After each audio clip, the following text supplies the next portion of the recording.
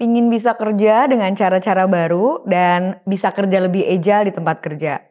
Tapi justru rekan-rekan dan atasan yang masih terpaku pada cara-cara lama yang enggak agile. Bagaimana bisa kita membuat semua rekan kerja kita dan pimpinan kita menjadi lebih adaptif dan agile?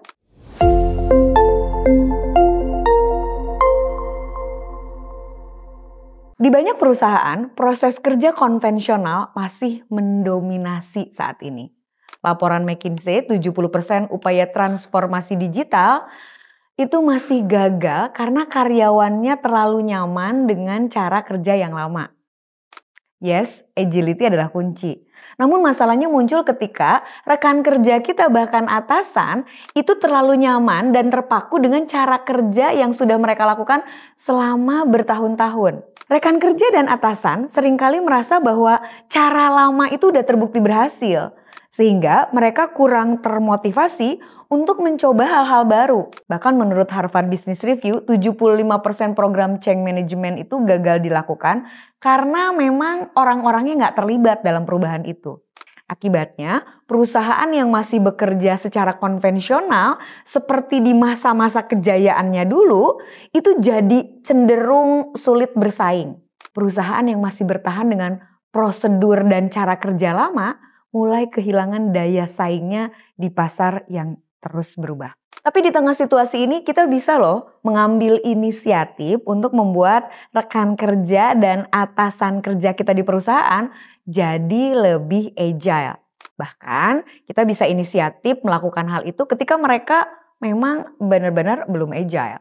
Berikut adalah langkah-langkah yang bisa dilakukan. Yang pertama, agar rekan kerja kita lebih agile, kita perlu deh menyampaikan data-data dan fakta serta menyajikan data tersebut agar diadopsi, dipahami oleh mereka. Misalnya nih ya, menurut BCG, perusahaan yang menggunakan metode agile itu bisa meningkatkan kinerja proyek sampai 60%. Bahkan kata Deloitte, perusahaan yang mengadopsi teknologi digital secara agile itu mengalami peningkatan produktivitas hingga 30%. Nah, kedua, agar rekan kerja kita dan atasan kita lebih agile, sering-sering ajak diskusi terbuka.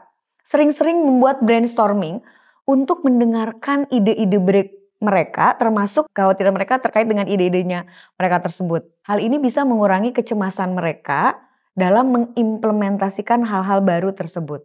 Nah, yang ketiga, supaya rekan kerja kita dan atasan kita lebih agile adalah kita perlu menginisiasi proyek-proyek kecil. Pilihlah satu area atau tim kecil dan kita jalanin proyek eksperimen itu dengan cara-cara kerja yang memang baru. Keempat, jangan lupa libatkan pemimpin. Dekati pemimpin atau atasan dengan tadi ya bukti konkret serta usulan-usulan bagaimana membuat proses kerja yang lebih fleksibel dan inovatif agar bisa membuat tim kerja jadi bekerja lebih efektif dan efisien.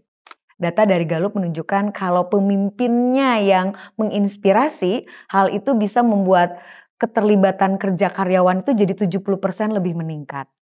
Nah, yang kelima adalah kenalkan dengan pelatihan-pelatihan yang bisa meningkatkan agile. Usulkan program pelatihan agile yang dapat membantu rekan kerja menjadi lebih agile sehingga dapat menerapkan prinsip-prinsip agile dalam pekerjaan sehari-hari. Ingat ya, agile or get left behind.